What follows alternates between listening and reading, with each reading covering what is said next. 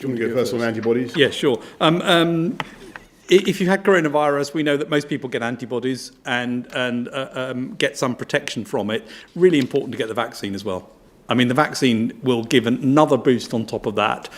Highly likely that you get a very good immune response overall in that situation.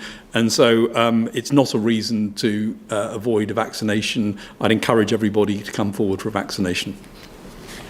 Mason, we don't see any evidence at the moment to say that the vaccines don't have a beneficial effect against all the variants. So it's likely that all the vaccines have at least some beneficial effect on all variants. But the way we're thinking at the moment, and you'll have heard Jonathan Van Tam say this the other night, is that as new variants appear, it will be more useful than ever to have vaccines that can combat all variants. And yes, I certainly think we need to be getting ready for a world in which we do have booster jabs against new variants in the autumn. But what we want to do, and maybe beyond, and we should start to think about it as a flu jab.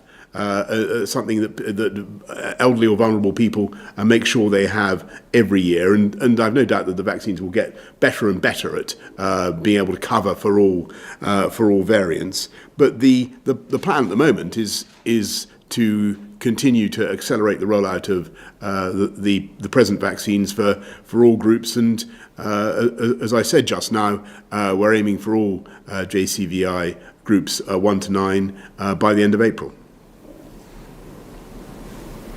Okay, thank you very much. Wait, we've got one last question from Nigel Praties from Pharmaceutical Journal. Thank you, Prime Minister. Community pharmacies have been a vital lifeline for patients delivering medication and remaining open to provide health advice and support during the pandemic, and of course, providing COVID vaccinations. But they have yet to see their additional costs during the pandemic reimbursed, and we're seeing hundreds of high street branches close due to financial problems exacerbated by COVID-19. When are you going to reimburse pharmacies for their additional costs during the pandemic, and how many pharmacies are you happy to see close before the government does anything about it? Well, Nigel, I don't want to see any pharmacies close. I think pharmacies provide community pharmacies, high street pharmacies provide an absolutely outstanding resource for our country and its healthcare needs. And I'm particularly grateful to pharmacies now for what they're doing as part of the vaccine effort.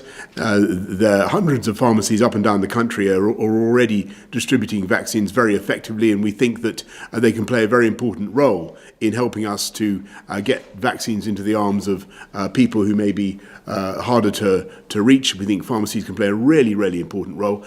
People trust pharmacies, they know where they are, they can find them. The people who work in them, staff are well-informed, helpful. It's a very, very good environment to get a lot of good things done to protect the public. So on your point about reimbursement, I will want to make sure that they're reimbursed as soon as possible. They play a vital role in helping us to fight the pandemic and many, many other public health needs. Anything you want to add to that, Patrick? No? Well, thank you all very much. See you next time. Thank you.